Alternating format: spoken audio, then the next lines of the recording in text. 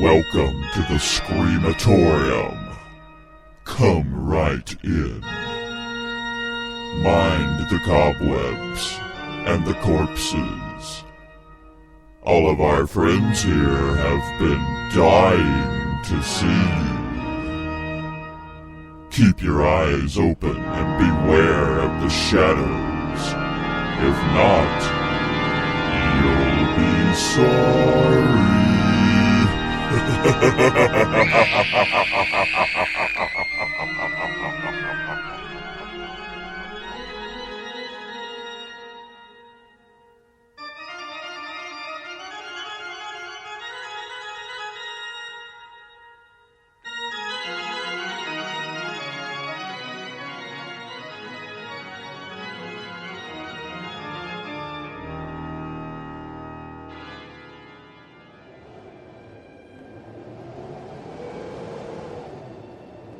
Didn't the other kids tell you not to come here? Go back! Go back! Before it's too late! Go back! Go back! Go back! Go back! Go back! Go back! Go back! Go back!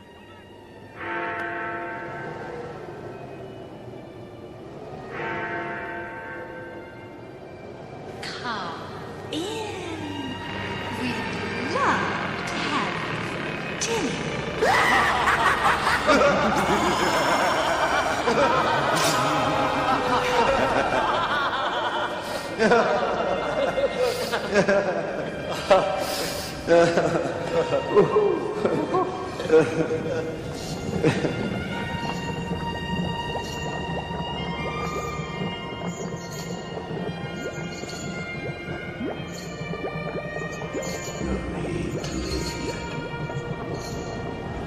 Be my victim. I am the writing on the wall, the whisper in the classroom. Without these things, I am nothing. So now I must shed innocent blood.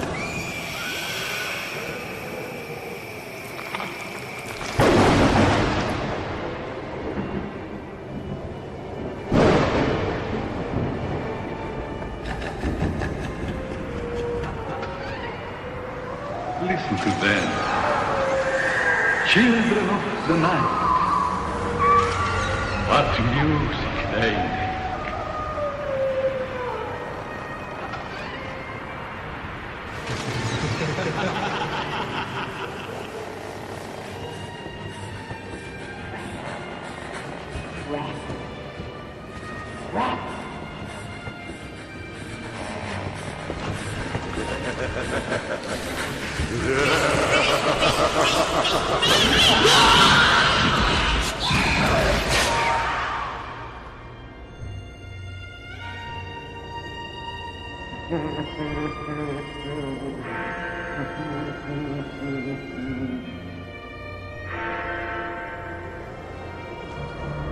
This is the only real evil left.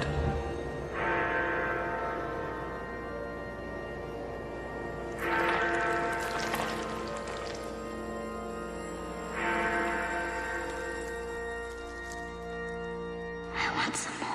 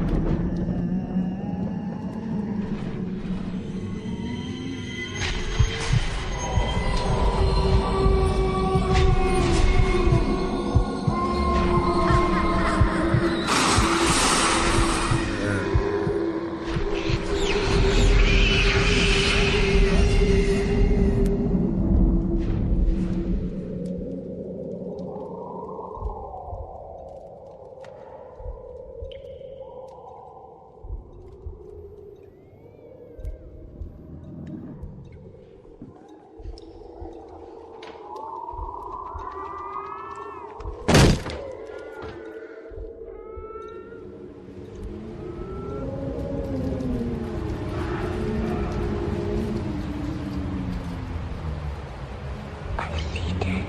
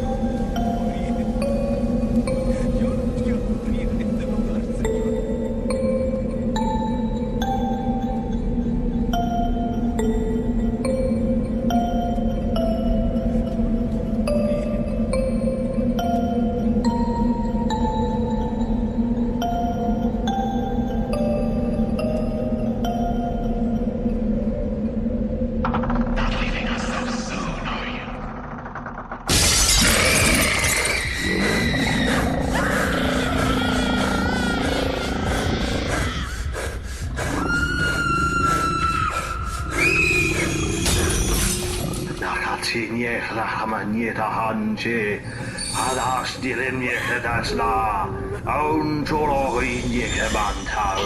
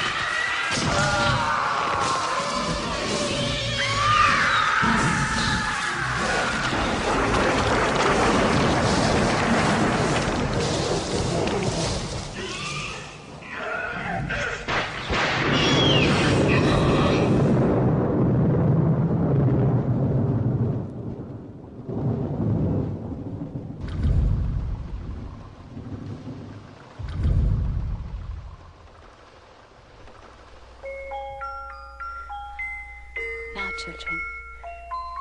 Are you sitting comfortably? Then I'll begin.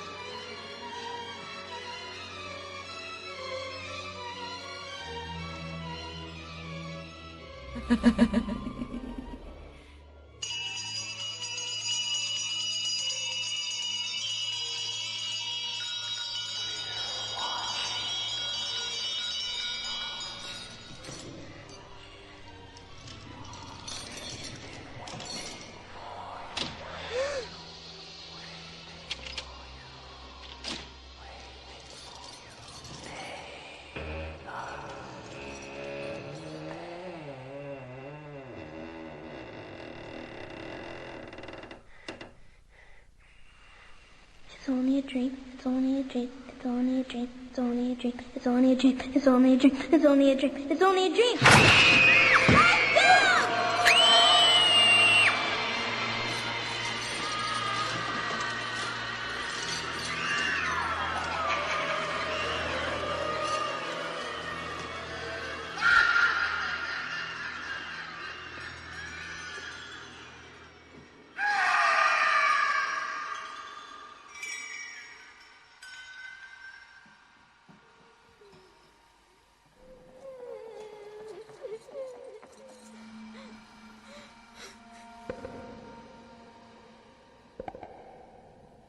There's no earthly way of knowing which direction we are going. There's no knowing where we're going or which way the wind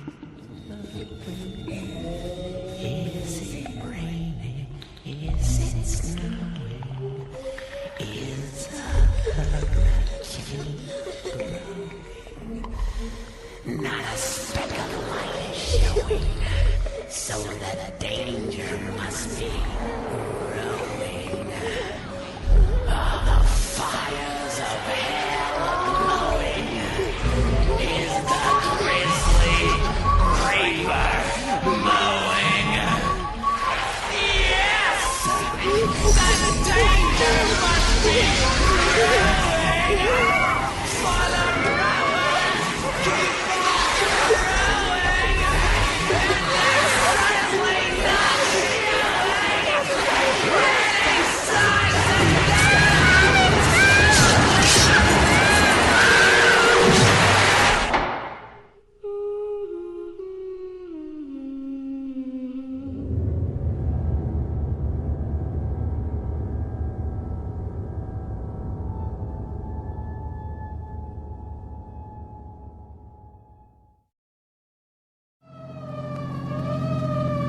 Hey, where are you turning? The alarm said Pine Street, didn't it, Oh, Doc? yes, of course. So why this siren? The only traffic out here is on horseback. Yeah. Yeah, you can say that again, Doc. It's from nothing to nowhere.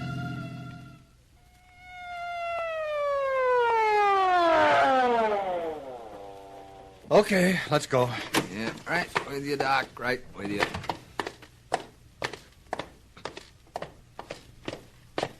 Said somebody was hurt? That's what the switchboard said. Gee, what a dump. Huh. Don't seem to be a bell. Oh, there must be. There's a light in there. Try the door. Yeah, it's open. Well, let's go. All right. Hello in there. Hello. This is another false alarm. Anybody here? I'm a doctor. Hey, look. In the corner. This I gotta see. Lady, I'm a doctor from General Hospital. Now, what's the matter? She is screwy, all right, ain't she? Frightened. Come on, Doc. You want us to get her out of here? Or the straitjacket. Should I get the straitjacket? No, Doc, wait. Where are you going? Can't get it open. Huh? What's the matter? What do you want to go in there for? Can't get this open. Okay. Whoever is hurt must be in there. Blasted door. Come on, we'll break it down. But the woman. Forget the woman. Come on, put your shoulder to it. Come on. Yeah, all right.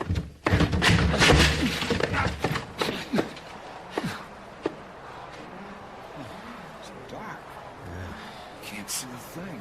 Go on back in the other room and get that kerosene lamp. Well, I Get it, I say. Yeah, I get it.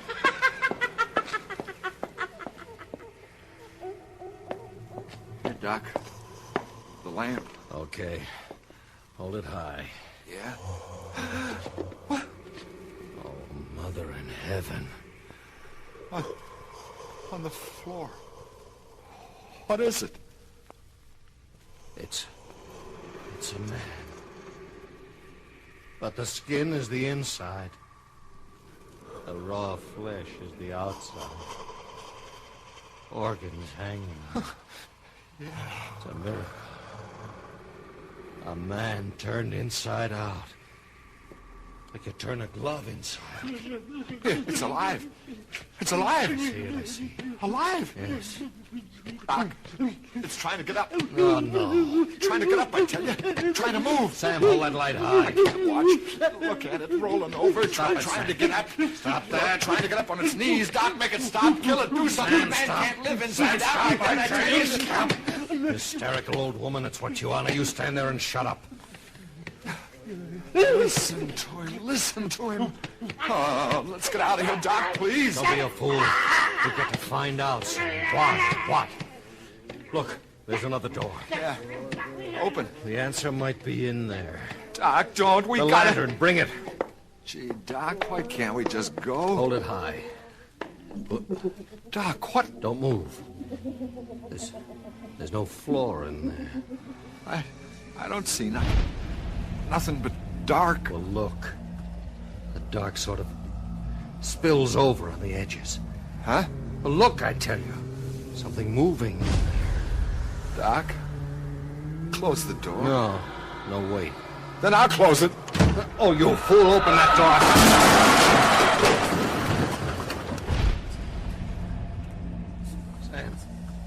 Sam, get up. Sam, open your eyes. The shadows are crawling along the floor toward us. Come on, Sam, come on. Sam, you're too heavy. I can't lift you. Sam, you've got to hear me. The shadows are crawling toward me along the floor. My legs! Go off me! Sam, I can't help you. They're holding me back. The black. It's covering you. Sam!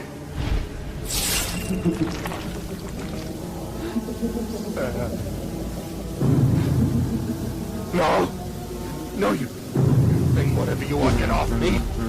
Stop covering me. My face, let go. My face, my mouth, let go. Let go.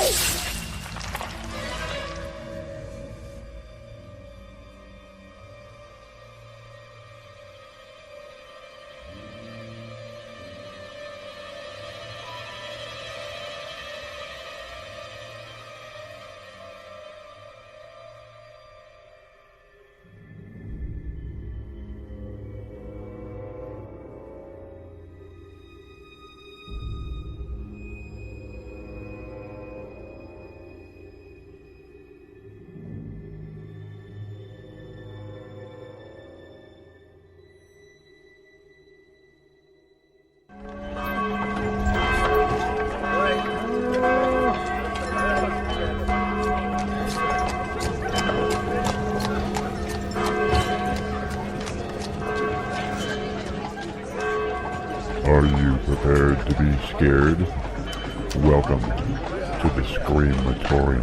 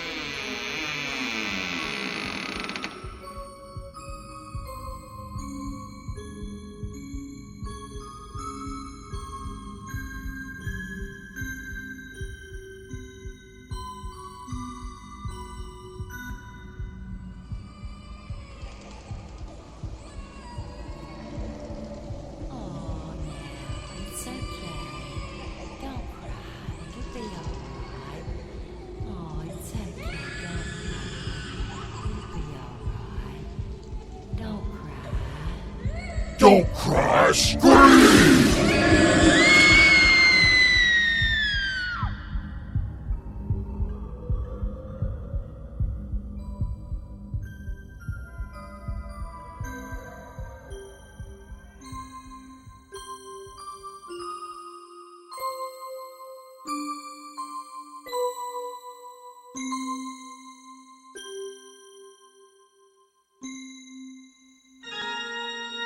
Look out behind you.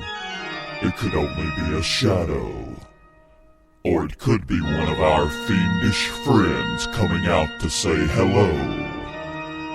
You wouldn't want to offend him, would you? The horror continues now at the SCREAMATORIUM.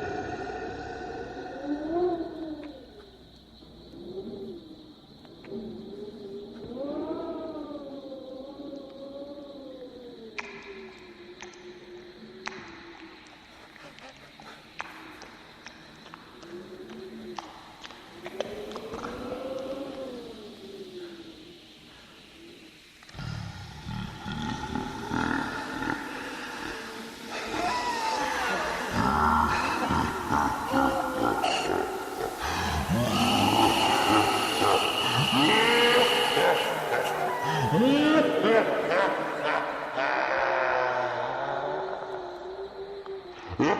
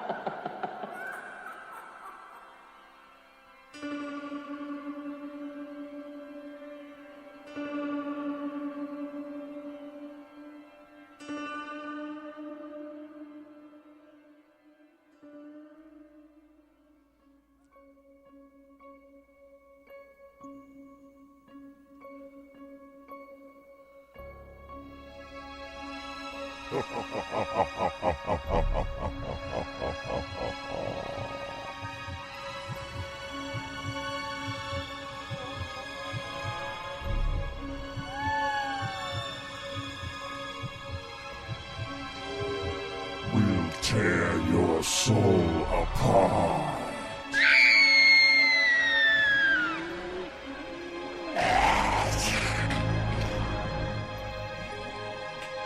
Just a little bit closer.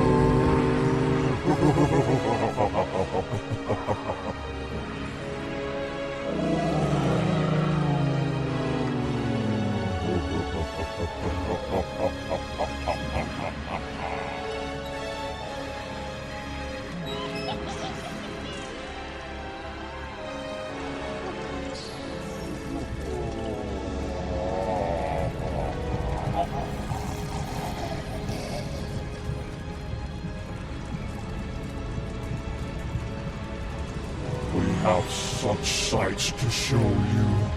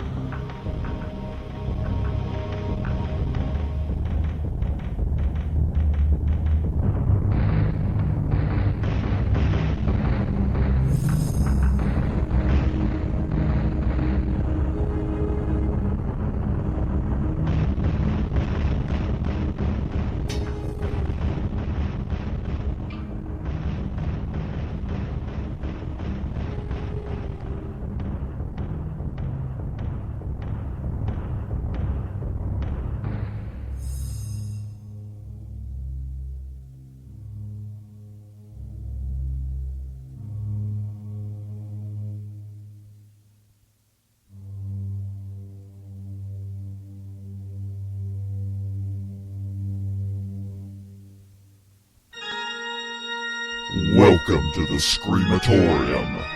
Come inside.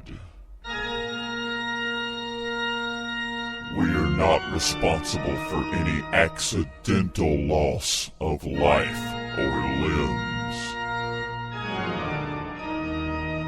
But not to worry.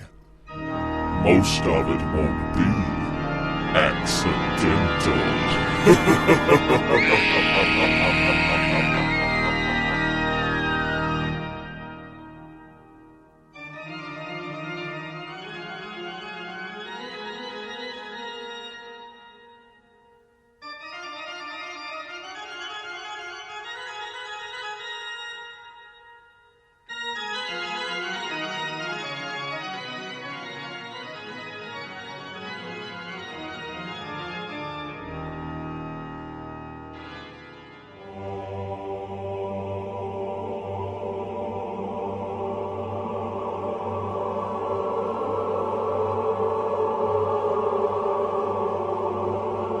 Darkness descends upon the land to wrap the world in night's black embrace. The restless dead stir in their ancient tombs, and creatures born of shadow rise to quench their savage hungers. Whispers echo from the crypt, beckoning with the promise of dark desire. And those who heed their call are forever lost in the night.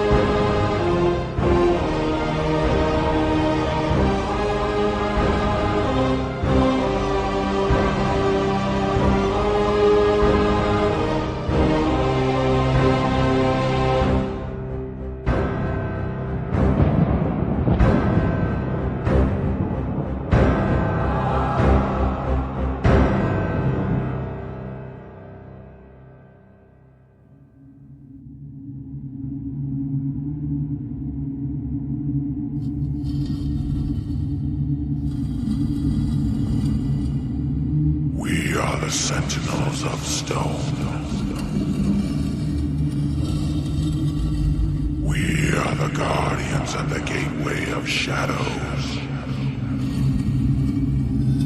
We are the watchers in the night. None shall trespass here.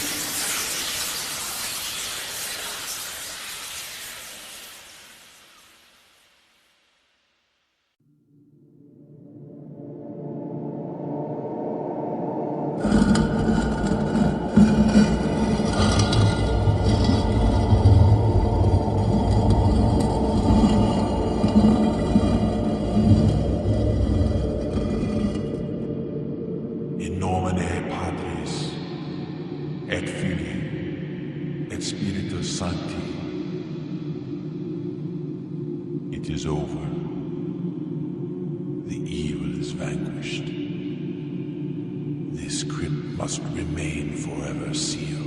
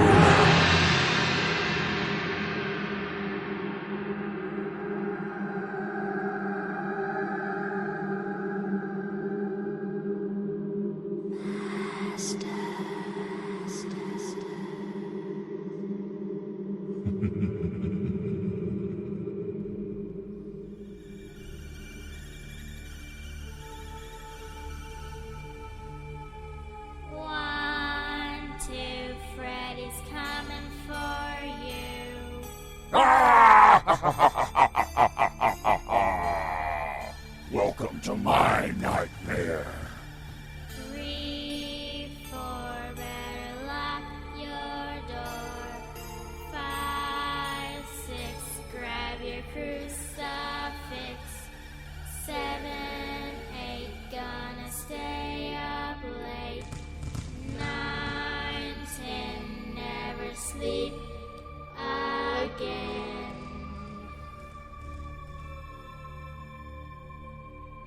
The only thing to fear is fear himself.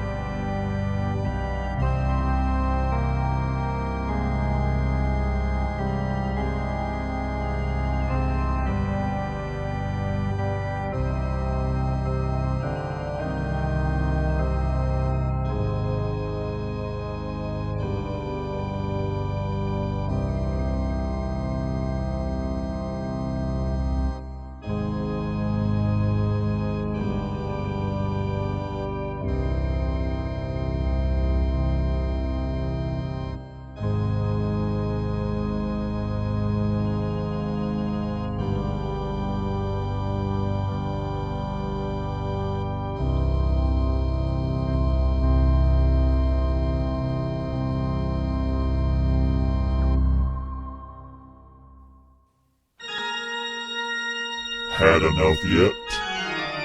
I don't think so. The ghosts and ghouls have only just begun to emerge from the shadows. Another hour of terror begins right now at the SCREAMATORIUM.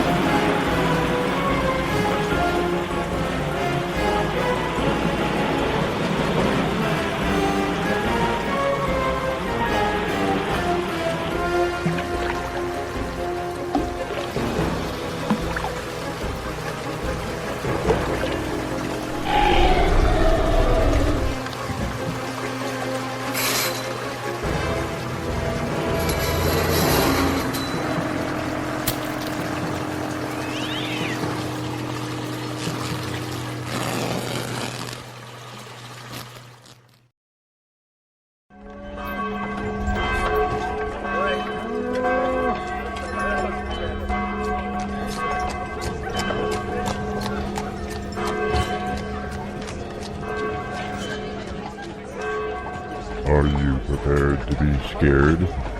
Welcome to the SCREAMATORIUM.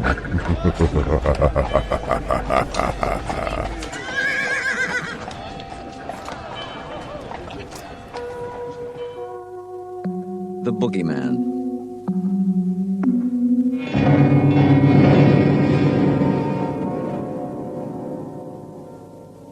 I came to you because I want to tell my story, the man on Dr. Harper's couch was saying. The man was Lester Billings from Waterbury, Connecticut. According to the history taken from Nurse Vickers, he was 28, employed by an industrial firm in New York, divorced, and the father of 3 children, all deceased. I can't go to a priest because I'm not Catholic. I can't go to a lawyer because I haven't done anything to consult a lawyer about. All I did was kill my kids.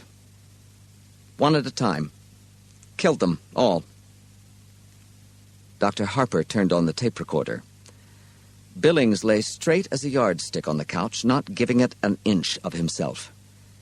His feet protruded stiffly over the end. Picture of a man enduring necessary humiliation. His hands were folded corpse-like on his chest. His face was carefully set. He looked at the plain white composition ceiling as if seeing scenes and pictures played out there. Do you mean you actually killed them, or... No. Impatient flick of the hand. But I was responsible. Denny in 1967, Cheryl in 1971, and Andy this year. I want to tell you about it. Dr. Harper said nothing. He thought that Billings looked haggard and old. His hair was thinning, his complexion sallow. His eyes held all the miserable secrets of whiskey. They were murdered, see? Only no one believes that. If they would, things would be all right. Why is that? Because... Billings broke off and darted up on his elbows, staring across the room. What's that? He barked. His eyes had narrowed to black slots. What's what? That door. The closet, Dr. Harper said, where I hang my coat and leave my overshoes. Open it. I want to see. Dr. Harper got up wordlessly, crossed the room, and opened the closet. Inside, a tan raincoat hung on one of 4 or 5 hangers. Beneath that was a pair of shiny galoshes. The New York Times had been carefully tucked into one of them. That was all. All right, Dr. Harper said. All right. Billings removed the props of his elbows and returned to his previous position. You were saying, Dr. Harper said as he went back to his chair, that if the murder of your 3 children could be proved, all your troubles would be over. Why is that? I'd go to jail, Billings said immediately. For life. And you can see into all the rooms in a jail, all the rooms. He smiled at nothing. How were your children murdered? Don't try to jerk it out of me. Billings twitched around and stared balefully at Harper. I'll tell you. Don't worry. I'm not one of your freaks strutting around and pretending to be Napoleon or explaining that I got hooked on heroin because my mother didn't love me. I know you won't believe me. I don't care. It doesn't matter. Just to tell will be enough. All right. Dr. Harper got out his pipe. I married Rita in 1965. I was 21, and she was 18. She was pregnant. That was Denny. His lips twisted in a rubbery, frightening grin that was gone in a wink. I had to leave college and get a job, but I didn't mind. I loved both of them. We were very happy. Rita got pregnant just a little while after Denny was born, and Cheryl came along in December of 1966. Andy came in the summer of 1969, and Denny was already dead by then. Andy was an accident. That's what Rita said. She said sometimes that birth control stuff doesn't work. I think that it was more than an accident. Children tie a man down, you know. Women like that, especially when the man is brighter than they. Don't you find that's true? Harper grunted noncommittally. It doesn't matter, though. I loved him anyway. He said it almost vengefully, as if he had loved the child to spite his wife. Who killed the children? Harper asked. The boogeyman, Lester Billings answered immediately. The boogeyman killed them all. Just came out of the closet and killed them. He twisted around and grinned. You think I'm crazy, all right. It's written all over you, but I don't care. All I want to do is tell you and then get lost. I'm listening, Harper said. It started when Denny was almost 2 and Cheryl was just an infant. He started crying when Rita put him to bed. We had a 2-bedroom place, see? Cheryl slept in a crib in our room. At first I thought he was crying because he didn't have a bottle to take to bed anymore. Rita said you don't make an issue of it. Let it go. Let him have it and he'll drop it on his own. But that's the way kids start off bad. You get permissive with them, spoil them. Then they break your heart.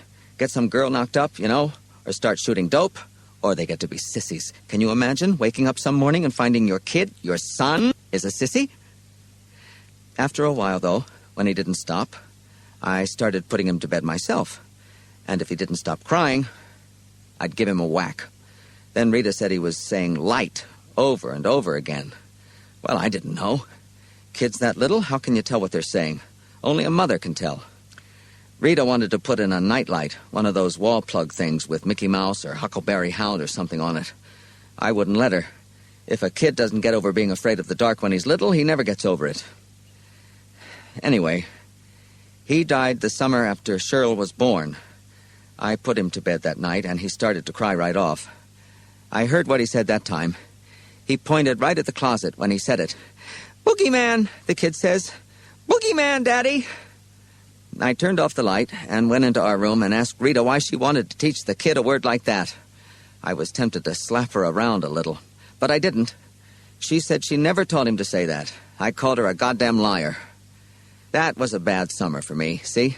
The only job I could get was loading Pepsi-Cola trucks in a warehouse, and I was tired all the time. Cheryl would wake up and cry every night. Rita would pick her up and sniffle. I tell you, sometimes I felt like throwing them both out a window. Christ, kids drive you crazy sometimes. You could kill them.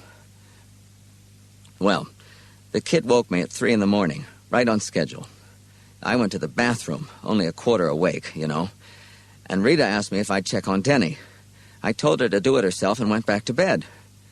I was almost asleep when she started to scream. I got up and went in. The kid was dead on his back, just as white as flour, except for where the blood had sunk.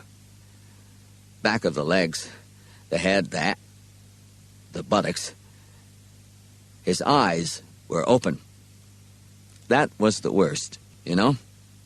Wide open and glassy. Like the eyes you see on a moose head some guy put over his mantle. Like pictures you see of those gook kids over in Nam. But an American kid shouldn't look like that. Dead on his back. Wearing diapers and rubber pants because he'd been wetting himself again the last couple of weeks. Awful. I loved that kid.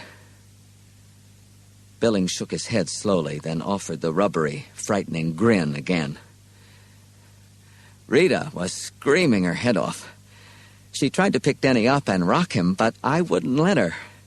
The cops don't like you to touch any of the evidence. I know that. Did you know it was the boogeyman then? Harper asked quietly. Oh, no. Not then. But I did see one thing. It didn't mean anything to me then, but my mind stored it away. What was that? The closet door was open. Not much, just a crack. But I knew I left it shut, see? There's dry cleaning bags in there. A kid messes around with one of those and bango. Asphyxiation. You know that? Yes. What happened then? Billings shrugged. We planted him. He looked morbidly at his hands, which had thrown dirt on 3 tiny coffins. Was there an inquest? Sure. Billings' eyes flashed with sardonic brilliance. Some backcountry fuckhead with a stethoscope and a black bag full of junior mints and a sheepskin from some cow college. Crib death, he called it. You ever hear such a pile of yellow manure? The kid was 3 years old. crib death is most common during the first year, Harper said carefully, but that diagnosis has gone on death certificates for children up to age 5 for want of a better... Bullshit! Billings spat out violently. Harper relit his pipe. We moved Cheryl into Denny's old room a month after the funeral. Rita fought it tooth and nail, but I had the last word. It hurt me. Of course it did. Jesus, I loved having the kid in with us, but you can't get overprotective. You make a kid a cripple that way. When I was a kid, my mom used to take me to the beach and then scream herself hoarse. Don't go out so far. Don't go there. It's got an undertow. You only ate an hour ago. Don't go over your head. Even to watch out for sharks before God. So what happens? I can't even go near the water now. It's the truth. I get the cramps if I go near a beach. Rita got me to take her and the kids to Savin Rock once when Denny was alive. I got sick as a dog. I know, see? You can't overprotect kids, and you can't coddle yourself either. Life goes on. Cheryl went right into Denny's crib. We sent the old mattress to the dump, though. I didn't want my girl to get any germs. So, a year goes by, and one night when I'm putting Cheryl into her crib, she starts to yowl and scream and cry. Boogeyman, Daddy! Boogeyman! Boogeyman!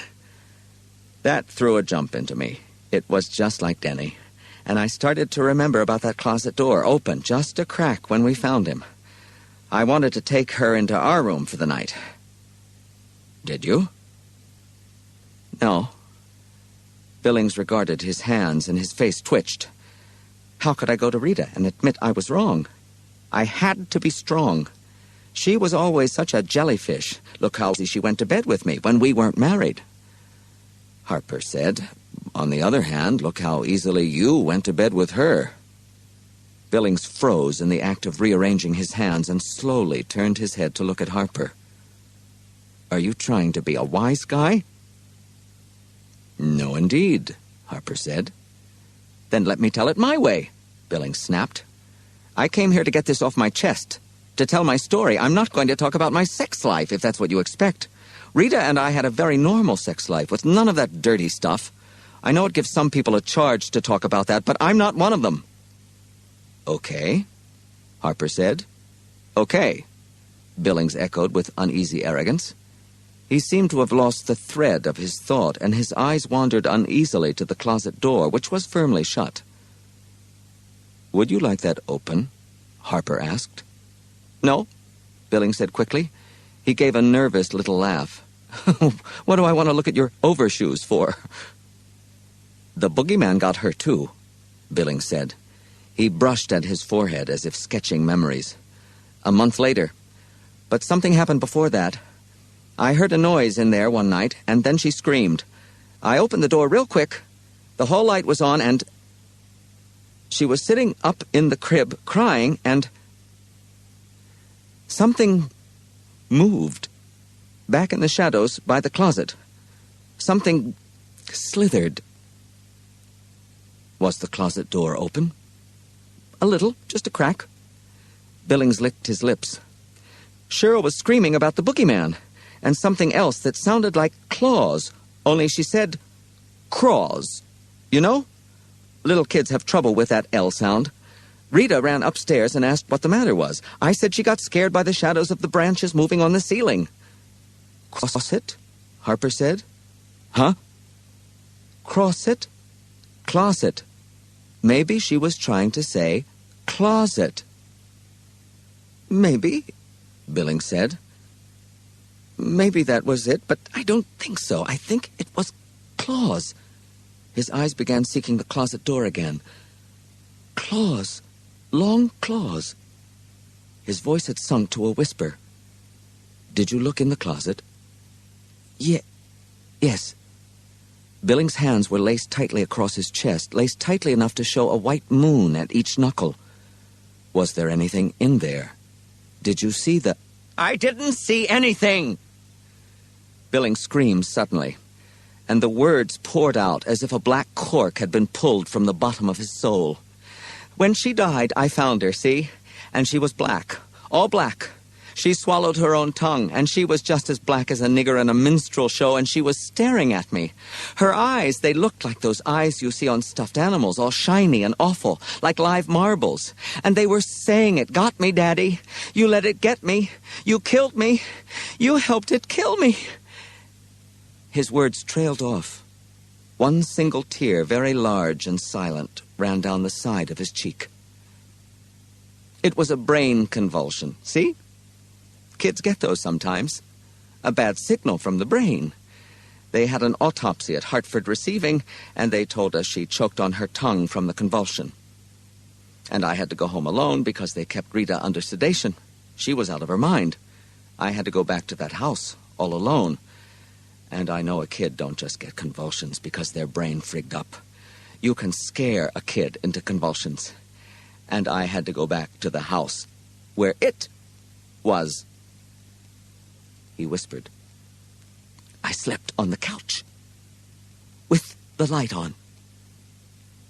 Did anything happen? I had a dream, Billings said. I was in a dark room, and there was something I couldn't quite see in the closet.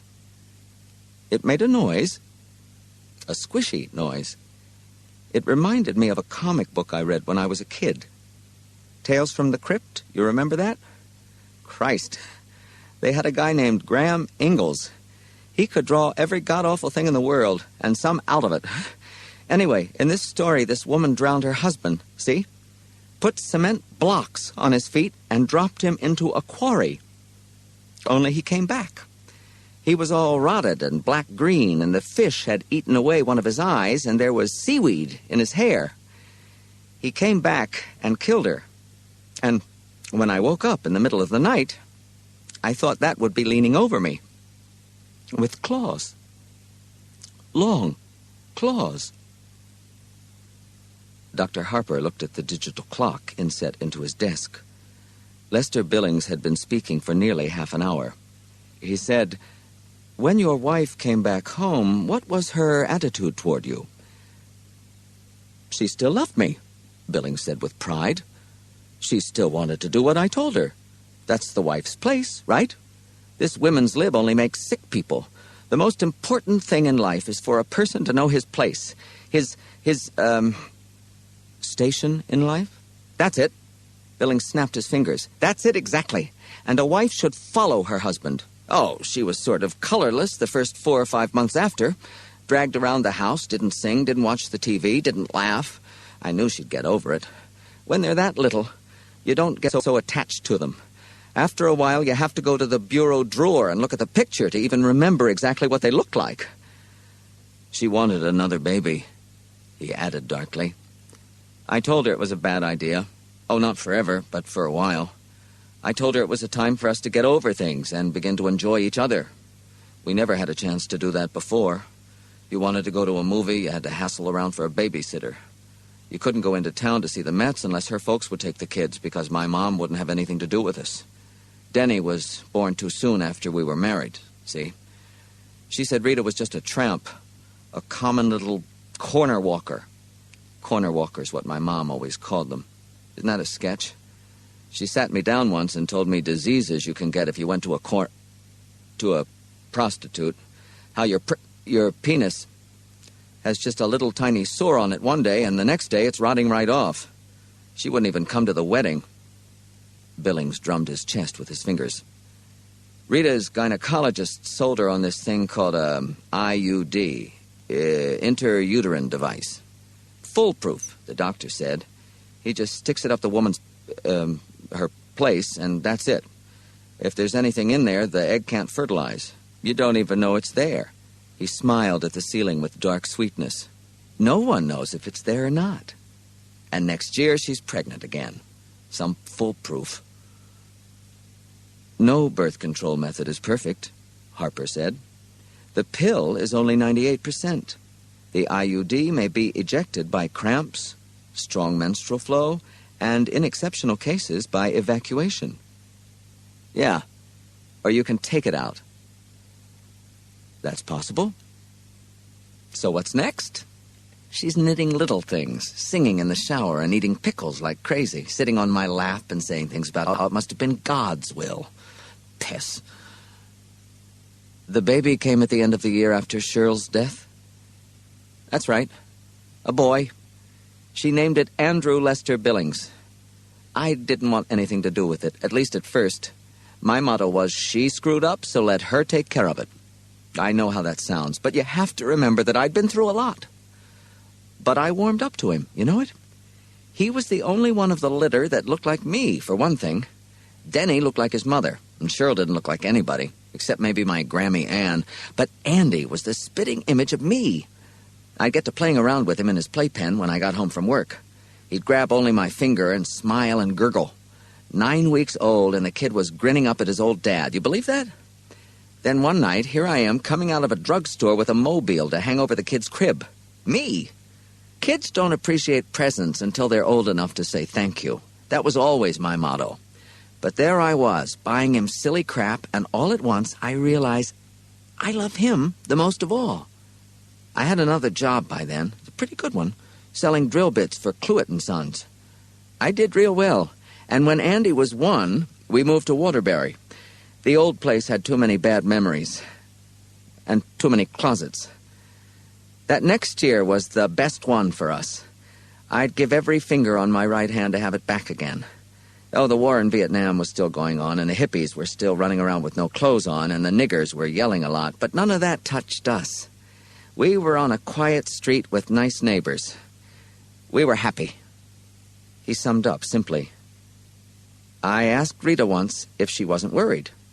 You know, bad luck comes in threes and all that. She said, not for us. She said Andy was special. She said God had drawn a ring around him. Billings looked morbidly at the ceiling. Last year wasn't so good. Something about the house changed. I started keeping my boots in the hall because I didn't like to open the closet door anymore. I kept thinking, well, what if it's in there? All crouched down and ready to spring the second I opened the door. And I started thinking I could hear squishy noises, as if something black and green and wet was moving around in there just a little. Rita asked me if I was working too hard, and I started to snap at her, just like the old days.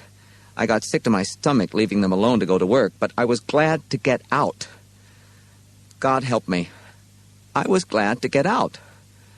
I started to think, see, that it lost us for a while when we moved.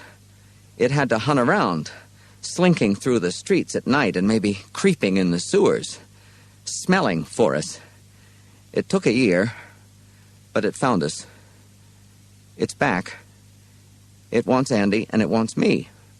I started to think maybe if you think of a thing long enough and believe in it, it gets real.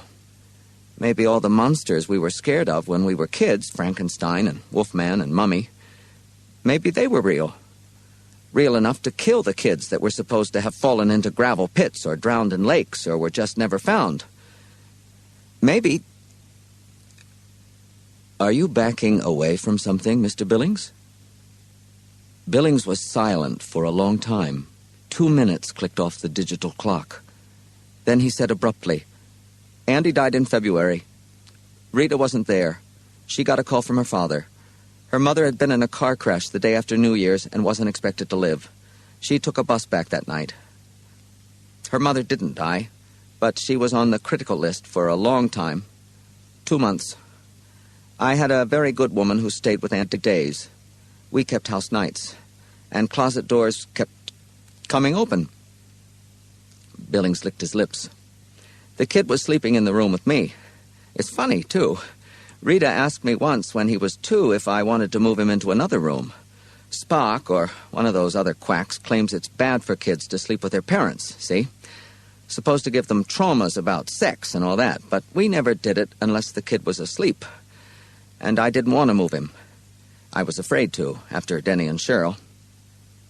But you did move him, didn't you? Dr. Harper asked. Yeah, Billings said. He smiled a sick yellow smile. I did. Silence again. Billings wrestled with it. I had to, he barked finally. I had to. It was all right when Rita was there, but when she was gone, it started to get bolder. It started... He rolled his eyes at Harper and bared his teeth in a savage grin. Oh, you won't believe it. I know what you think. Just another goofy for your casebook, I know that. But you weren't there, you lousy, smug head peeper. One night, every door in the house blew wide open. One morning I got up and found a trail of mud and filth across the hall between the coat closet and the front door. Was it going out? Coming in? I don't know. Before Jesus? I just don't know. Records all scratched up and covered with slime. Mirrors broken. And the sounds... He ran a hand through his hair. You'd wake up at 3 in the morning and look into the dark, and at first you'd say, it's only the clock. But underneath it, you could hear something moving in a stealthy way, but not too stealthy because it wanted you to hear it. A slimy, sliding sound like something from the kitchen drain, or a clicking sound like claws being dragged lightly over the staircase banister. And you'd close your eyes, knowing that hearing it was bad, but if you saw it... And always you'd be afraid that the noises might stop for a little while, and then there would be a laugh right over your face, and a breath of air like stale cabbage on your face, and then hands on your throat. Billings was pallid and trembling. So I moved him. I knew it would go for him, see? Because he was weaker. And it did.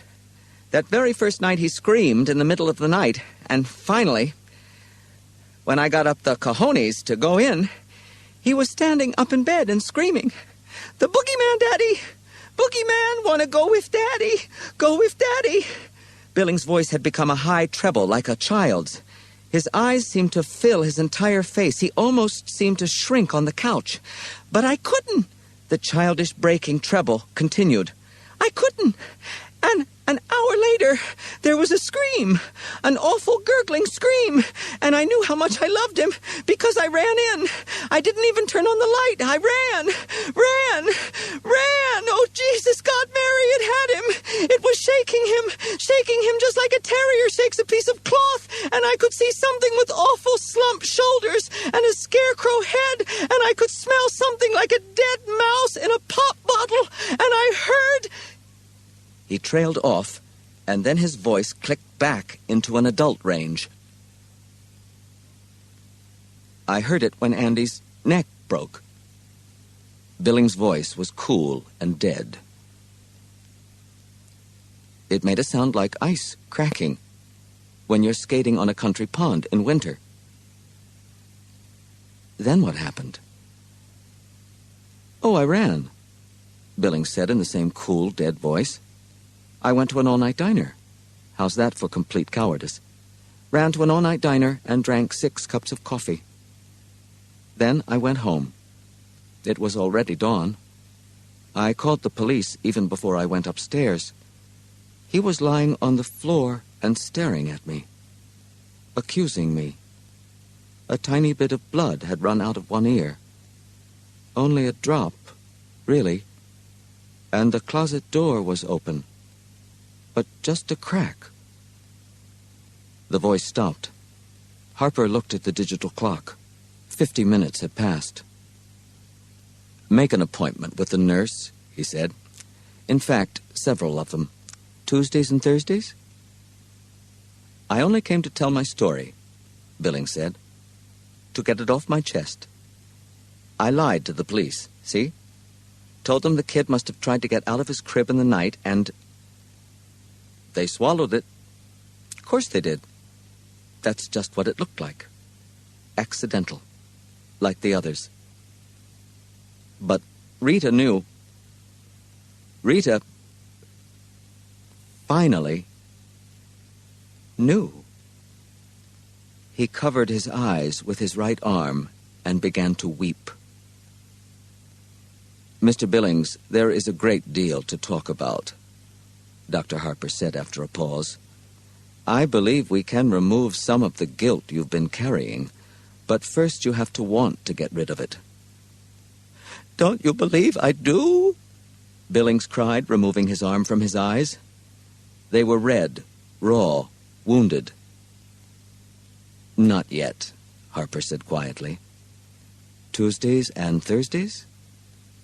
After a long silence, Billings muttered, "Goddamn shrink. All right. Make an appointment with the nurse, Mr. Billings, and have a good day." Billings laughed emptily and walked out of the office quickly without looking back. The nurse's station was empty. A small sign on the desk blotter said, "Back in a minute." Billings turned and went back into the office. "Doctor, your nurse is..." The room was empty. But the closet door was open. Just a crack. "So nice," the voice from the closet said. "So nice." The words sounded as if they might have come through a mouthful of rotted seaweed. Billings stood rooted to the spot as the closet door swung open. He dimly felt warmth at his crotch as he wet himself. "So nice," the boogeyman said as it shambled out. It still held its Dr. Harper mask in one rotted spade claw hand. Leaving so soon? I wouldn't advise it. Angering the spirits isn't the best way to make it out alive. They actually prefer sacrifice. Perhaps a few drops of blood? Let's keep the mayhem coming with another hour of the SCREAMATORIUM.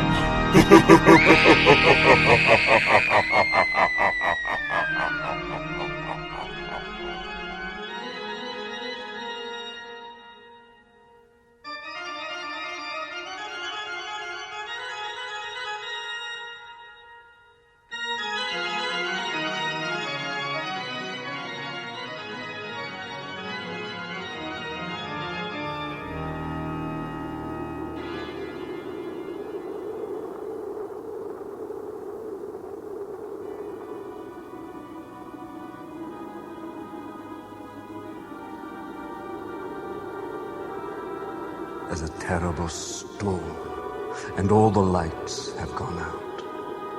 You awaken, not to thunder, but to the incessant beat of a heart under your bed. Do you dare look under the mattress, or with trembling fingers pull the covers high over your head? When an otherworldly chill is in the air, and the wind calls your name, when the hounds bark as if possessed, do you raise your collar and quicken your pace, or laugh at your fanciful imagination? Could you spend a night alone in a house by the sea, a house where the walls cry and the spirits are restless? But you don't believe in such nonsense, do you? Not in ghosts, or ghouls, or vampires, not in raising the dead, or tales of terror, or the black arts? Now do you? So come with me past this wrought iron fence. Some call this place the Valley of Unrest, but it's just an old graveyard, a place of everlasting sleep, isn't it? There's nothing here but crumbling headstones overrun by grass and weeds, large tombs, foreboding and long forgotten, decaying trees with claw-like branches that dip into the surrounding mist. Hold that lamp high.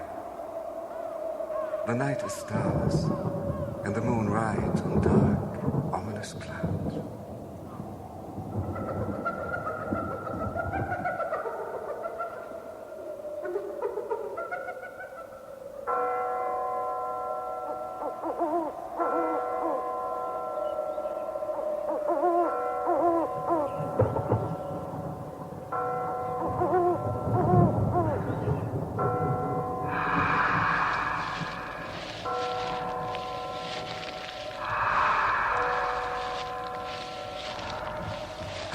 What was that?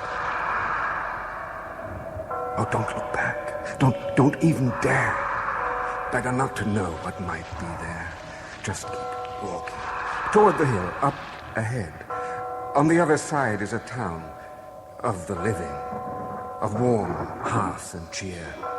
They say this cemetery is a shortcut, though the locals never walk it. At least, not after dark.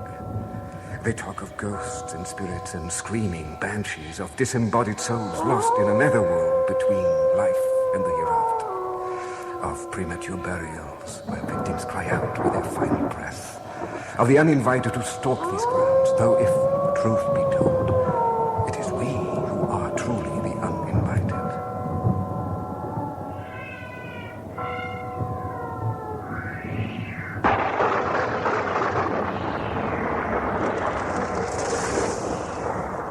Good thing we weren't standing under that tree. Dead Man's Hill. Somehow we've become lost in the swirling mist and lashing rain, surrounded in every direction by pillars and headstones and tombs. Can you hear the beating of your heart? Feel the hair on your neck stand. What horrible fate befell those who tread this path before us.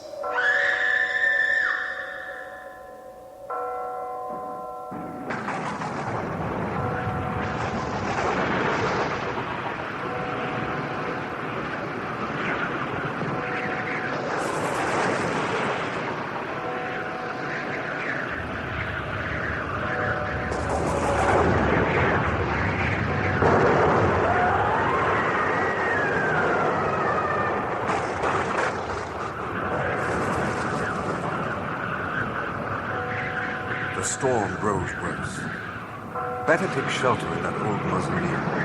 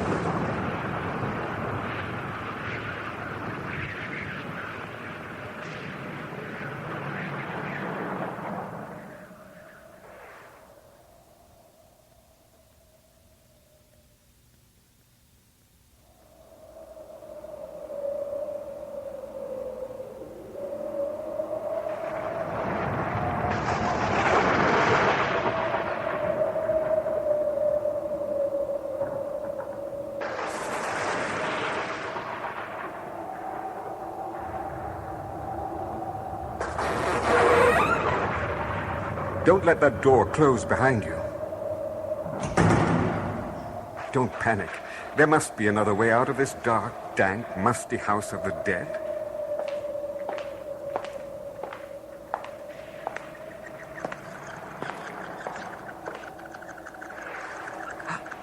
That's not Jack Frost nibbling at your toes. There's hundreds of enormous rats scurrying all around, growing bolder by the moment. Fierce red eyes and ravenous sharp fangs, lured by the scent of fresh meat. You. Quick. There's a hint of light coming from the far corner. Drop the lamp on this rotted wood to keep the rats at bay. And run. Run for your life.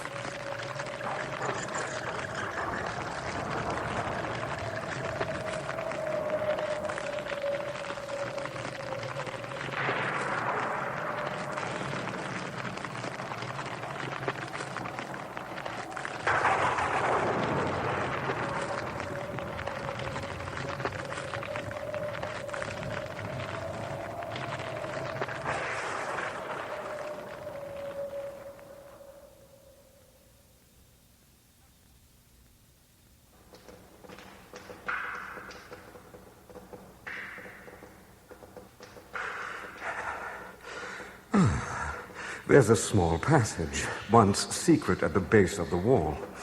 We are descending into the legendary catacombs of Salem. We walk by candlelight under a river's bed. Drops of moisture trickle along the walls embedded with bones and skeletal remains. It's said that when the witches of Salem escaped their persecutors, they found refuge in these dark walls. Here they freely practiced their demonic rites.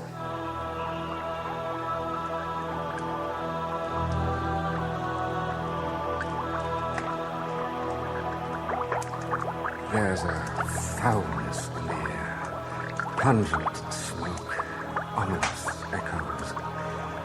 It's the witching hour, and this is the witch's cauldron, a place you wouldn't want to be caught dead, and especially not alive.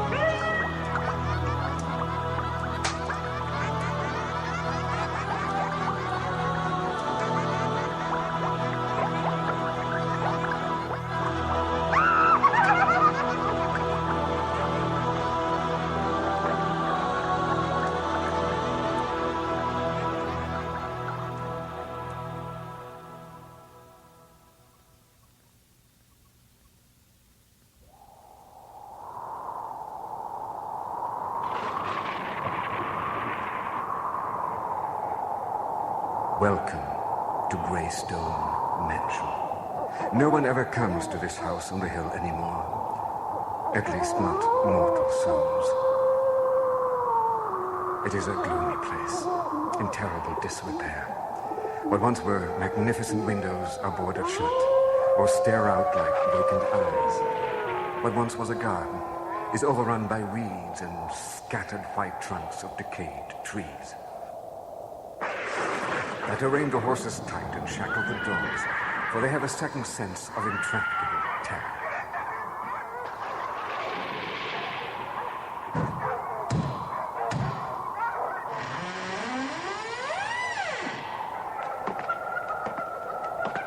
Cobwebs hang from the walls and furniture.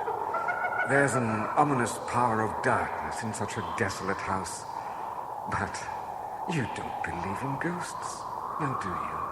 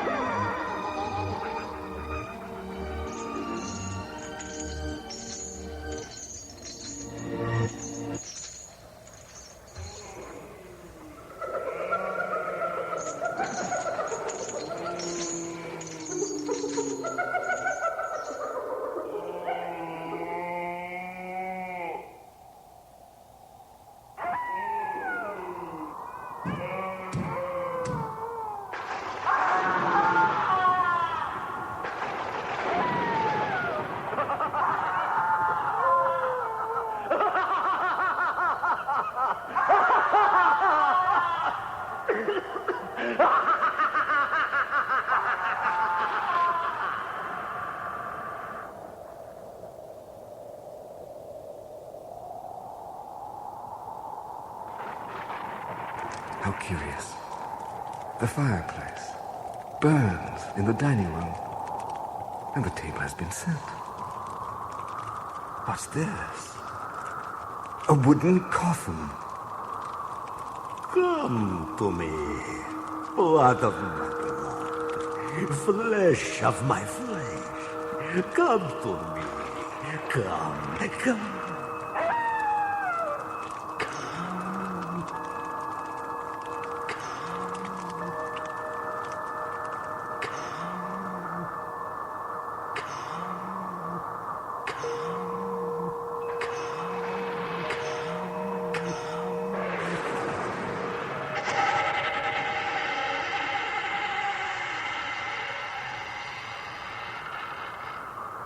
Good evening. I've been expecting you. He casts no shadow, shows no blood in his face. His hands are hairy, his teeth sharp, his eyes daggers of fire. You seem restless, my friend. Doors everywhere, all bolted.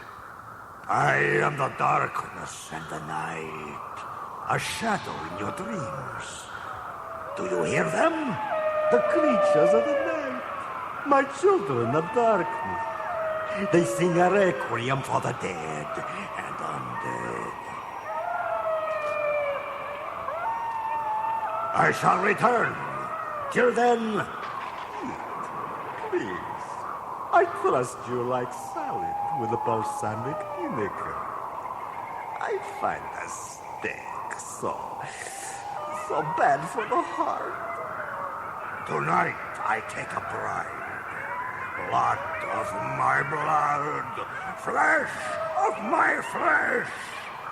Come with me into the darkness, and you shall know eternal life.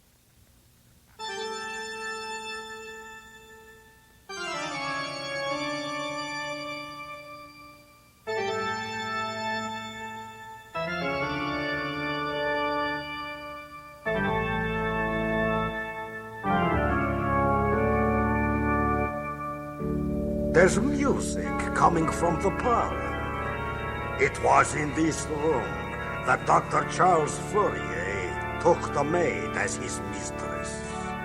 And it was here that he savagely murdered his wife, Sarah, then buried her under the organ's pipes and reeds. Soon the doctor and maid were married. People say that on their wedding night, the organ began to play, softly at first, sadly, then increasingly louder and more maddening.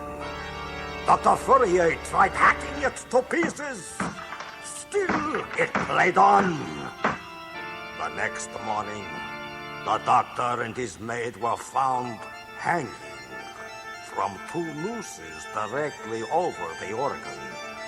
The official report says guilt drove them insane.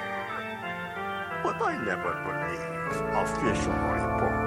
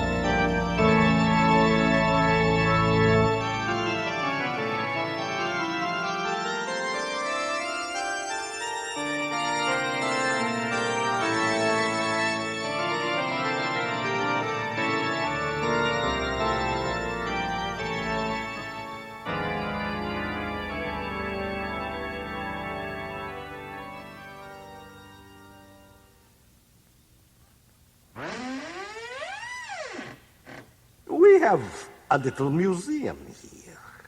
It's nothing very remarkable, really. Just an odd collection of medieval tools. Care to lose your head over a guillotine?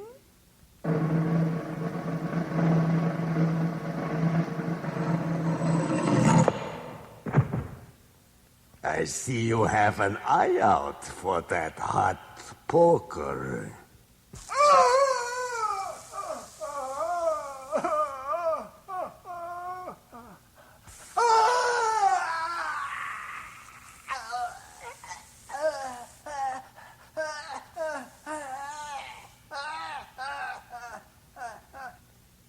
Ever get stretched on a rack?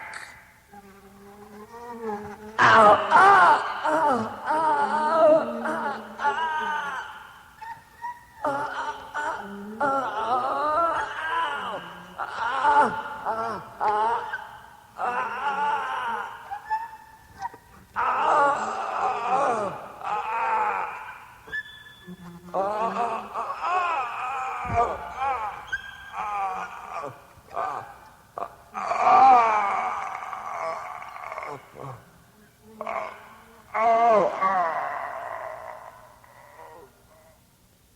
Care to whip yourself into a frenzy?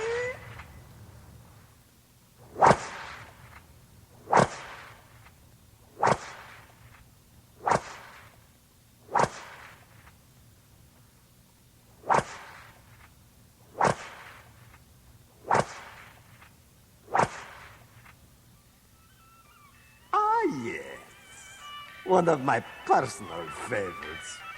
The ancient Chinese water torture. Good to the last drop.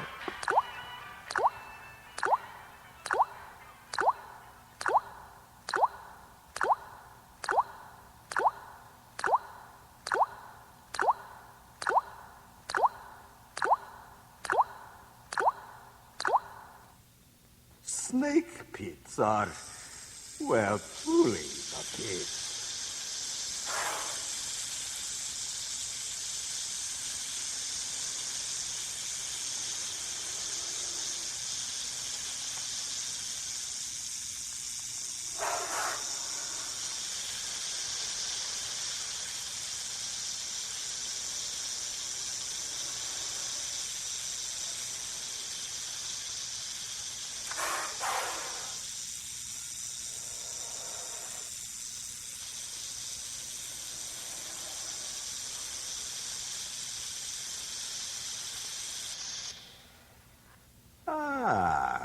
Here's a turn-of-the-century dental drill.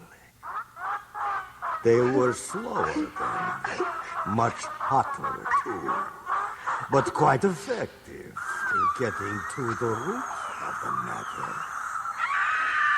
Sorry, did I touch a raw nerve?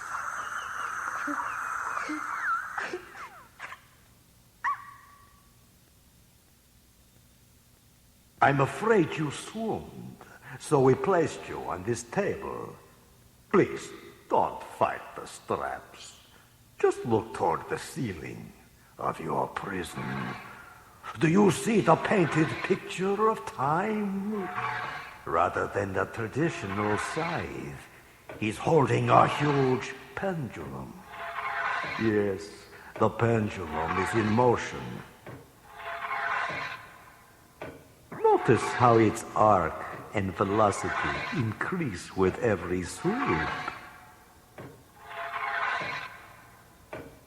Notice how it lowers inch by inch. A crescent of sharpened, glittering steel, about a foot in length from horn to horn. The under edge as keen as a razor.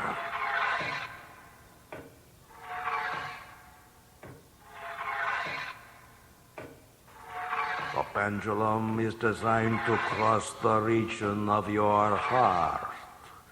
First it splits your clothing, then returns and repeats the operation. Feel their sharp, cold steel upon your skin.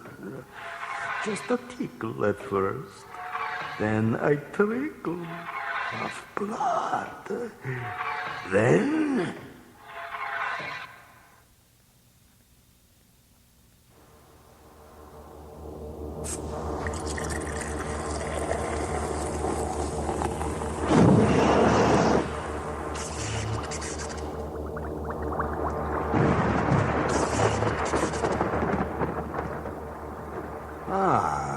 the laboratory where frightful experiments are conducted.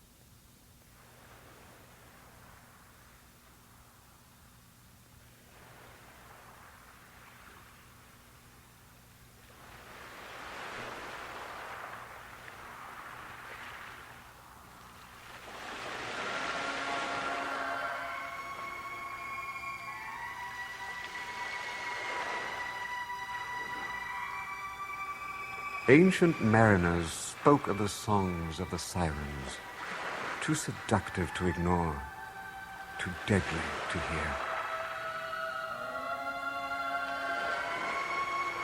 Upon the jagged rocks sit these temptresses of the sea, weaving notes that draw ships ever closer, until finally the crews are driven mad in their hunger for more. With a blind fury, the ships find only uncharted rocks and cliffs and death.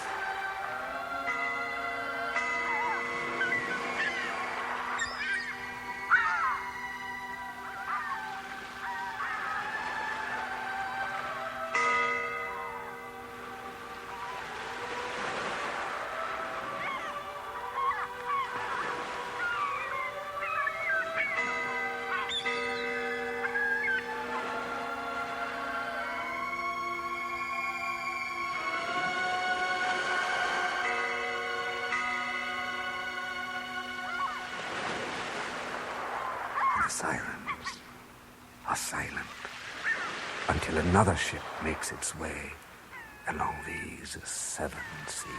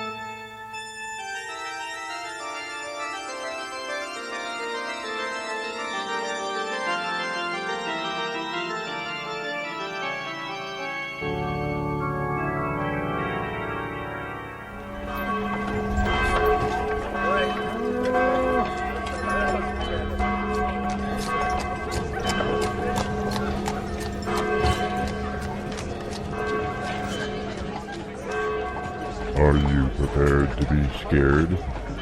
Welcome to the SCREAMATORIUM.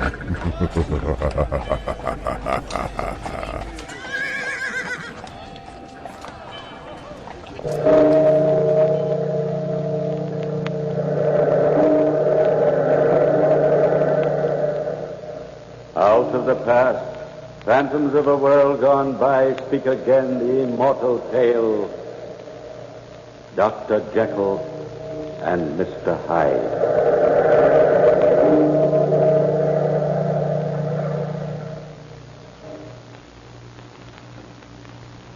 Every man is truly two beings, cursed with the struggle of good and evil within him.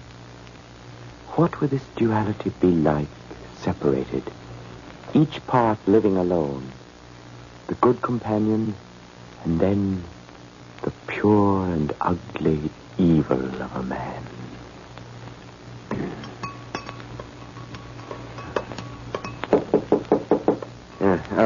That you, Pooh? Yes, Dr. Jekyll. Come in, come in.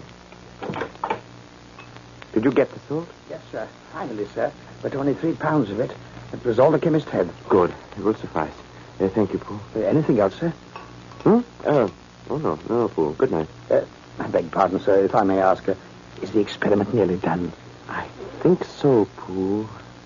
This time, I think it's really nearly done. Oh, splendid, sir. Cook will be glad to hear it, too. Good night, yes, sir. Good night, good night. Yes, and a gram of salt.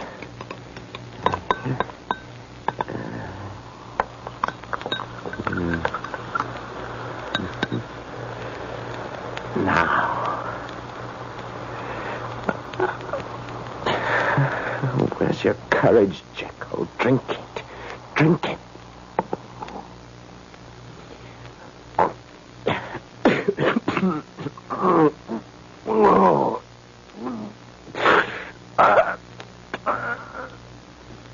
Here. In the mirror. Look. Your face. Your face. The essence of evil within you, growing before your eyes. There's breath in your other half, Jekyll. You've given him the miracle of life. The essence of the hidden evil in a man, Dr. Jekyll. The miracle of consummate evil come to life.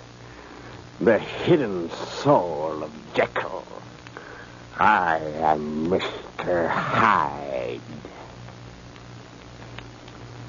That night, like a shadow from an evil place, a stooped figure walked alone in the London streets. About him was a feeling of deformity and decay. He had come from the by-street door of Dr. Henry Jekyll's house, from his laboratory. And it was this same door he entered again when the first light of dawn dispelled the night. But during the day, the house and the laboratory were quiet, while the master slept. That evening, Mr. Utterson, the lawyer, stood before the bright fire in the library. Dr. Jekyll had sent for him. This will is preposterous, Jekyll. I'm your lawyer, yes, There's nothing to be so concerned about, Utterson. Edward Hyde is a new friend of mine. I want to be sure he's provided for in case something happens to me, that's all. But nothing's going to happen to you. How could you just disappear, as you've stated in this testament? Well, now, how could I know that, Utterson? Well, it's strange, Jekyll, but if this is the way you want it... Hyde has captured my interest, Utterson. His well-being is the one thing uppermost in my mind. I want to be certain, in case something does happen to me, that Hyde will be financially secure to carry on. I see. Well, all right, Jekyll, as you wish. The will be ready for your signature in a few days. I'll bring it around myself. Splendid, Utterson. Now, what about that spot of wine? Thanks, no. Dr. Lanyon's expecting me. Lanyon, huh? He was only asking about you the other evening, Jekyll. We see you so seldom these days. Well, I've been rather hard at it in the laboratory. Sure you can't stay. Another time. Good night, Jekyll. Good night. Wonder who the devil this Edward Hyde is.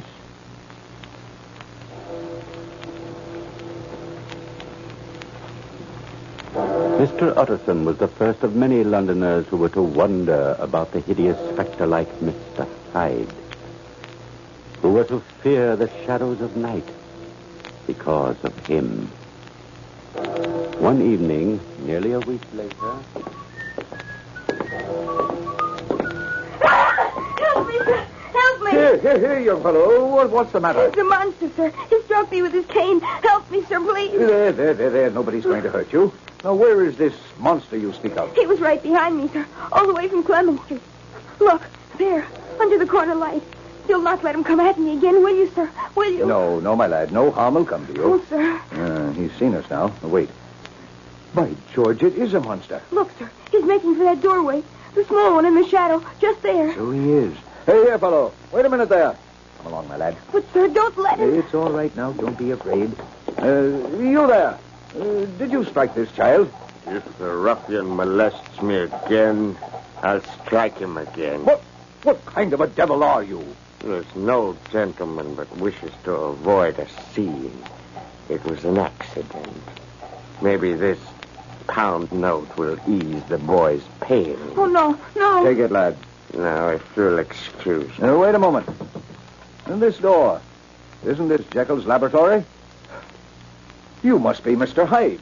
I'm an old friend of the doctor's, Udderson of Gaunt Street. You must have heard of me. I was just on my way to see Jekyll. How did you know I'm Mr. Hyde? Oh, we have common friends. Who are they? Jekyll, for one. Come, let me see your face, Mr. Hyde. How else shall I know you when we meet again? We shall not meet again, Mr. Utterson. Well, so that is Hyde. And now, my lad, run along. I've got a call to make. In this house, sir? Yes, but at the front door. I want to see if Mr. Jekyll's in. Now, my lad, you run along home, and don't let me catch you out on the dark streets like this again. Yes, sir, you won't, sir. Thank you.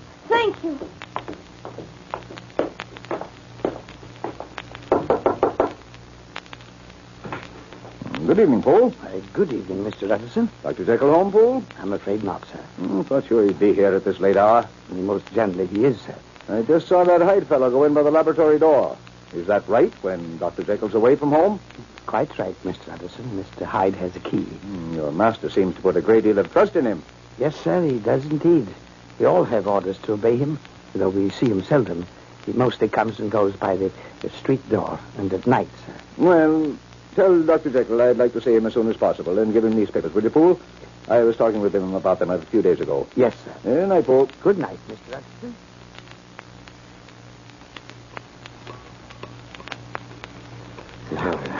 The sword, Mr. Hyde. Hurry. Mix it well. Pour the powder in slowly.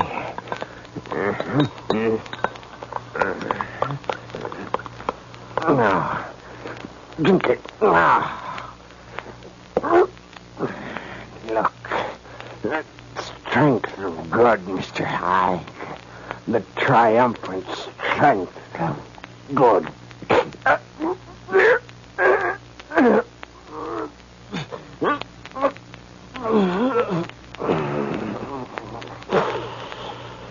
What a face. The terror of your eyes unclouding. The straightening of your crooked, evil soul. The masking of an ugly idol in the glass. It's the last of you, Mr. Hyde. You'll never exist again. But... Is that you, Dr. Jekyll? Yes, Poole. I'm so sorry, sir. I only just told Mr. Utterson that you were not at home. I came in by the laboratory door, Poole. But Mr. Hyde, sir... Mr. Hyde is gone. Oh, I see. Mr. Utterson left this paper envelope, sir. He asked also to see you as soon as possible. Well, thank you, Poole. Put it there. Shall I bring you some chocolate, sir? No. No, I'll go to bed. I'm very tired, Poole. I've been alone too much lately. What do you say to my taking your advice and having a dinner party? Oh, that would be like old times, sir. And we'll talk it over tomorrow. Splendid, sir. And, Poole, I don't think Mr. Hyde will be back again.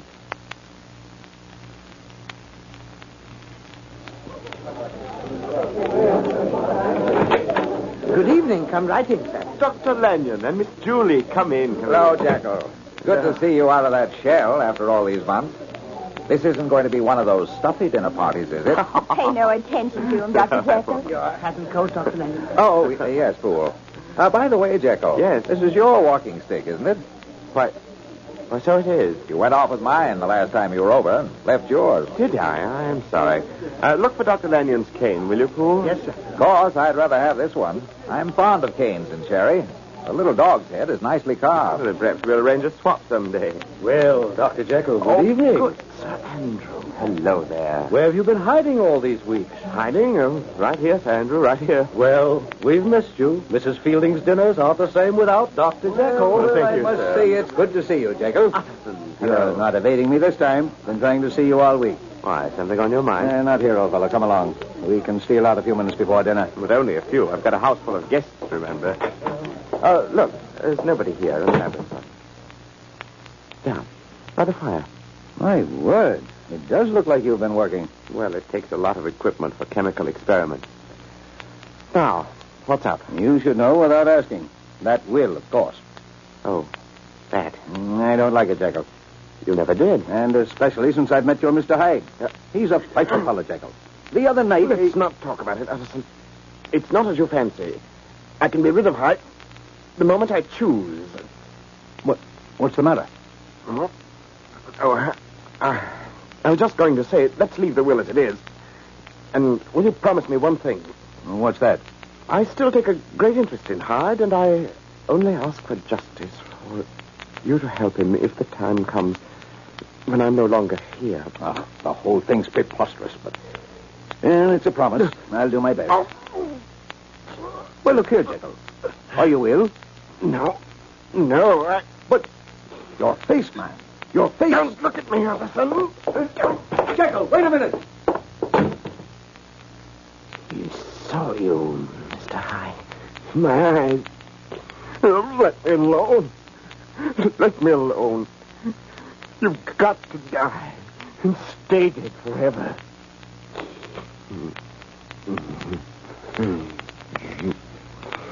You're afraid, Mr. Hyde. Afraid of him. Can you kill the strongest force in the world? You've got to have the strength of Hyde to murder the inordinate strength of Hyde. You can't kill me, Jekyll. The good in you can never kill. And that shall never die. Not as long as you can live.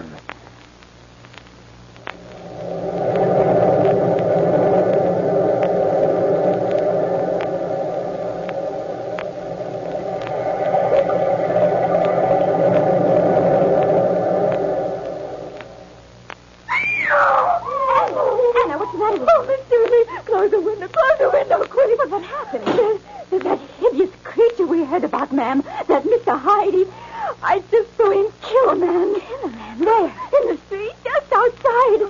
I screamed, and he looked up at me like a wild man he was. Oh, no, don't go out there, Miss Julie. Anna, get yourself in hand. What's going on here? Something on the street, Father. You better go out and see what's happened. Oh, the creature was about to come up to the balcony, Dr. Lanyon.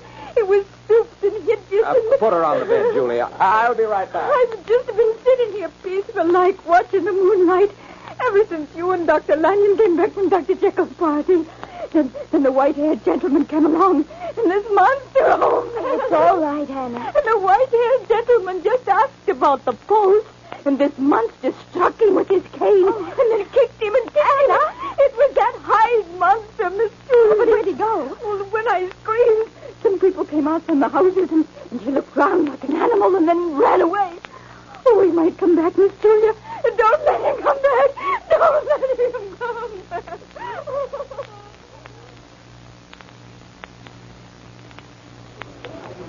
Here, get back there. What's happened? The poor blighter, such an old man. He's been murdered, Dr. Lanyon. Good Lord.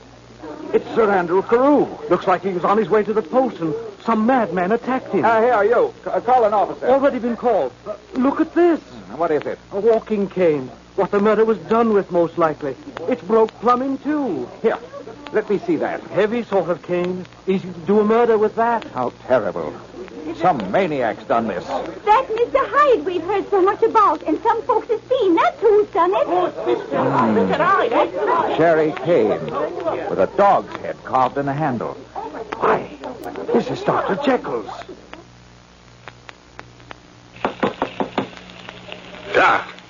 Clark, let me have a room. Any room, quick. Yes, sir, right away. And I want a note delivered immediately. Will you register, sir? There's no time, I tell you. Give me a room and send me a messenger, quick. But do you want these fingers around your throat, or will you do as I say? Oh, yes, sir. Sam, show this gentleman up to 210 and wait for a note he wants delivered. Oh, my word, fingers around my throat. And by golly, I really meant it.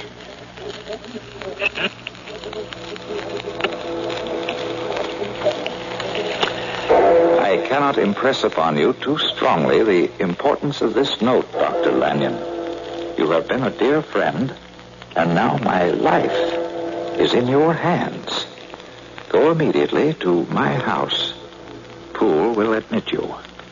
From my laboratory cabinet, remove the fourth drawer from the top, with all its contents intact, and take it to your house, where a man will present himself in my name at exactly midnight tonight. You must not fail me. Henry Jekyll. What an extraordinary thing. Well, I've done as Jekyll said. Now we'll see. Oh, right on the dot. Who's there? Are you from Jekyll? Yeah, let me in. Lanyon, you got it. I have, but look here. Always tough. My hand to drawer. It's in my study, through that door there. Where is it? There, on the table. You've got a graduated glass. It's on the shelf beside you, but what are you going to do? I'm going to perform a miracle. Now look here. Jekyll didn't say anything about... If this is some fiendish thing Jekyll's cooked up, I'll be no partner to it. Crystals. Who are you, anyway? Look at it, Dr. Lanyon. Man, answer me. Who are you? You've already guessed that, haven't you? I am Mr. Hyde. Hyde! Is your curiosity great enough to watch me drink this potion? What are you talking about? Get out of here, you devil! If you watch me, a new knowledge will be open to you, Dr. Lanyon. And in this room, this instant, your sight will be blasted by a prodigy that would stagger the unbelief of Satan himself. You're a madman. Get out of my house. No, watch, Dr. Lanyon, watch.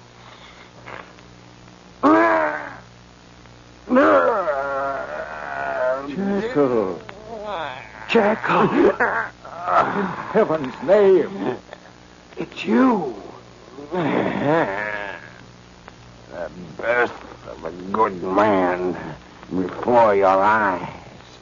Now you see why I hid myself away all those weeks, Dr. Lanyon. Jekyll. What are you saying? At first it took a strong draught of the formula to bring him to life. Weeks ago, that was. But now he's too strong. Now the Jekyll you see before you hasn't the power to keep him back. 2 hours from now, Dr. Lanyon, I'll be Mr. Hyde again. And no strength of my will can stop me. Jekyll, you're mad. Leave me alone. Alone. More of the powder, Dr. Lanyon. In heaven's name, don't you see? I've got to find more of the powder. This was the last of it. Jekyll, have mercy. Let an old man alone. Together we can do it, Dr. Lanyon. Poole got the powder for me, but the shop where he got it has no more. It must have contained some impurity that did the trick. You've got to help me find out what that impurity was. Dr. Lanyon, you've got to help me murder this evil Hyde in my soul. Jekyll, stop. What? Stop. Dr. Lanyon. Dr. Lanyon! No.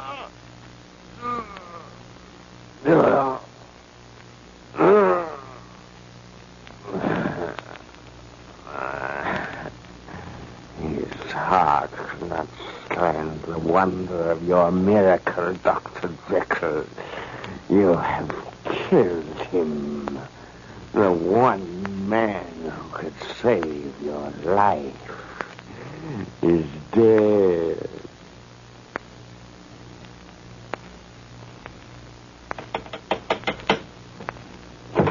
Oh, God bless you, Mr. Addison, for coming so quickly. Oh, what on earth's happened, fool? I'm sorry, afraid Dr. Jekyll's been murdered. What?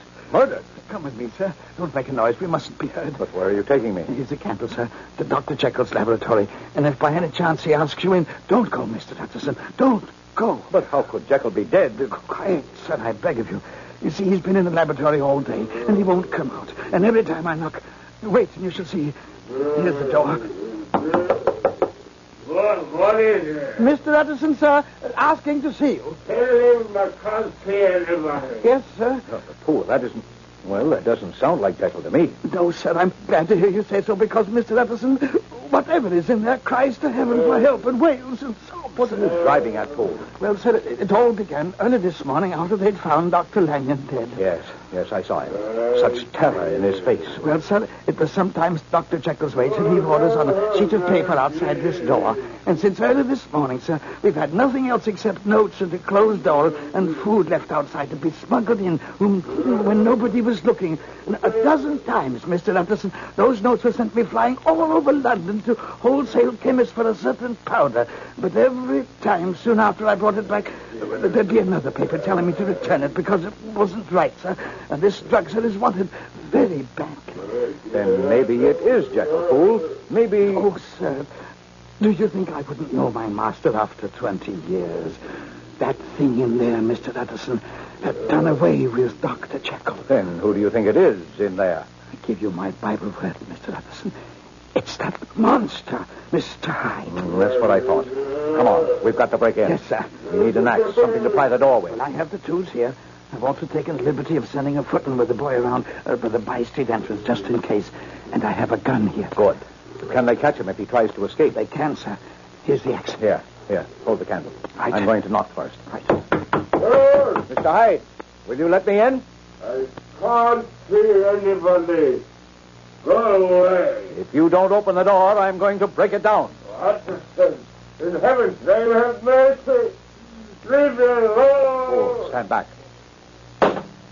If you value your life, stay away. We're coming in there, Mr. Hyde. No! If you break down the door, I'll kill you. Do you hear me? I'll kill you.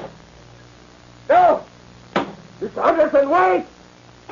I'll unlock the door. Give me that gun, fool.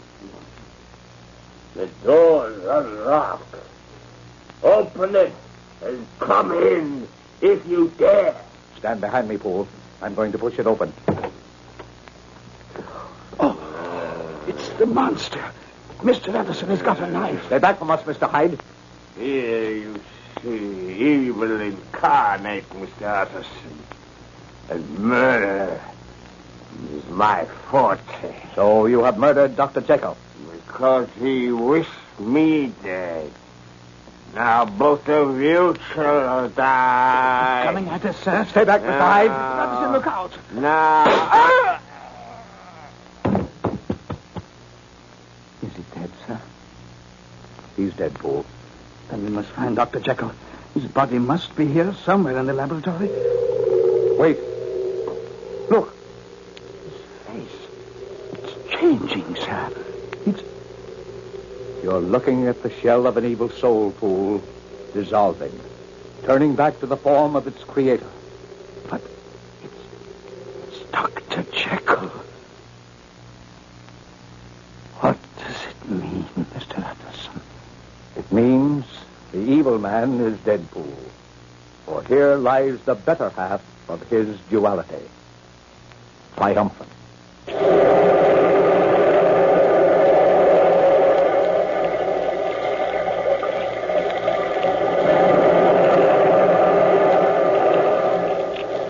From the time-worn pages of the past, we have brought you the story, Dr. Jekyll and Mr. Hyde. Bellkeeper, toll the bell.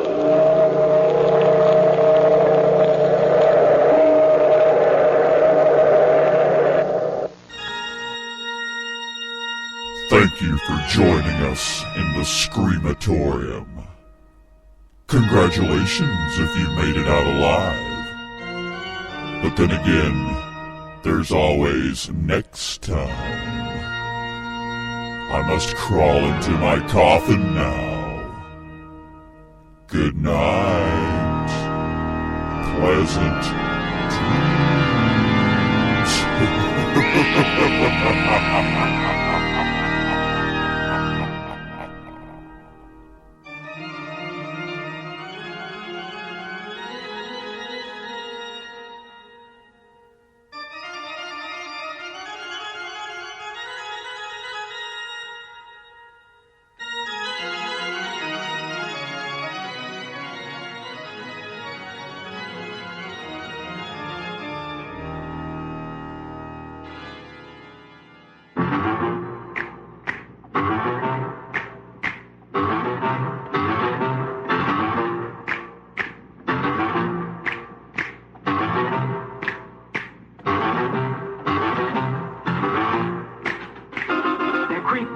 They're kooky, mysterious and spooky.